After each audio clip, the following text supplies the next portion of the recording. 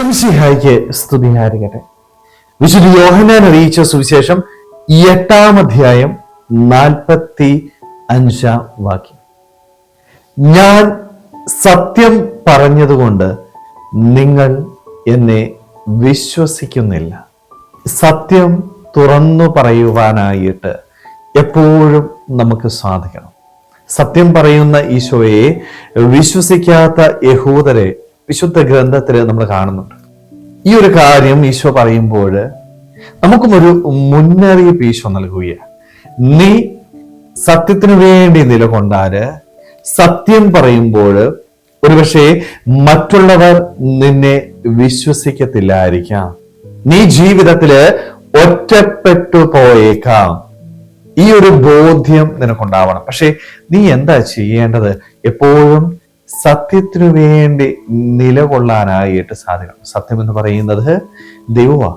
നീ ദൈവത്തോട് ചേർന്നിരുന്നാൽ മാത്രമേ എപ്പോഴും സത്യം തുറന്നു പറയുവാനായിട്ട് നിനക്ക് സാധിക്കത്തുള്ളൂ.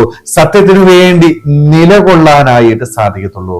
പലപ്പോഴും നമ്മളൊക്കെ ഇന്ന് എന്താ ചെയ്യുന്നത്?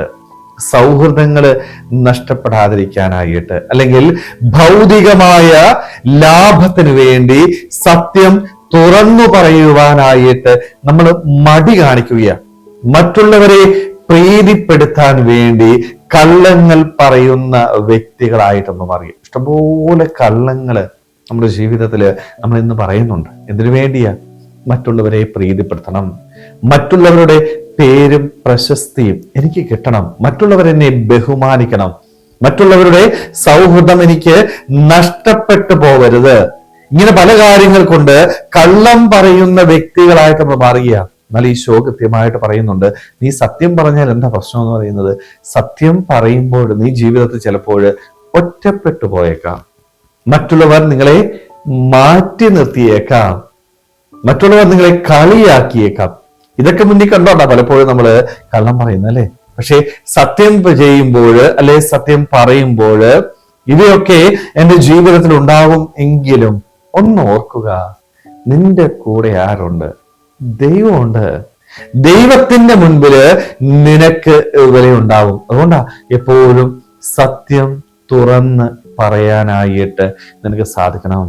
നീ സത്യം തുറന്ന് പറഞ്ഞാൽ ഒരിക്കലും നിന്റെ തല കുനിയേണ്ട സാഹചര്യം ഉണ്ടാവത്തില്ല. മറിച്ച് നീ കള്ളം പറയുമ്പോൾ മറ്റുള്ളവരെ പ്രീതിപ്പെടുത്താനായിട്ട് പറ്റുമായിരിക്കാം, സൗഹൃദങ്ങള് നഷ്ടപ്പെട്ടു പോകത്തില്ലായിരിക്കും. പക്ഷേ നിനക്കൊരിക്കലും തലയുയർത്തി ദൈവത്തിന്റെ മുൻപില് അഭിമാനത്തോടുകൂടി നിൽക്കുവാനായിട്ട് സാധിക്കത്തില്ല. സ്നേഹമുള്ളവരെ, അതുകൊണ്ട് മനുഷ്യരെ പ്രീതിപ്പെടുത്താനായിട്ട് കള്ളം പറയുന്ന ഒരു വ്യക്തിയായിട്ട് ജീവിക്കാതെ ദൈവത്തിന് മുൻപില് വിശ്വസ്തയോടുകൂടി ആയിരിക്കുവാനായിട്ട്, അഭിമാനത്തോടുകൂടി തലയുയർത്തി ദൈവസന്നിധിയിൽ നിൽക്കുവാനായിട്ട്, എപ്പോഴും സത്യം പറയുന്നവരാകുവാനായിട്ട്, സത്യമായ ദൈവത്തെ നമ്മുടെ ജീവിതത്തില് കൂടെ കൊണ്ട് നടക്കുവാനായിട്ട് നമുക്ക് ഓരോരുത്തർക്കും ആത്മാർത്ഥമായിട്ട് ആഗ്രഹിക്കാൻ പരിശ്രമിക്കാം. ദൈവം നമ്മളെല്ലാവരെയും സമൃദ്ധമായിട്ട് അനുഗ്രഹിക്കട്ടെ. ആമേൻ.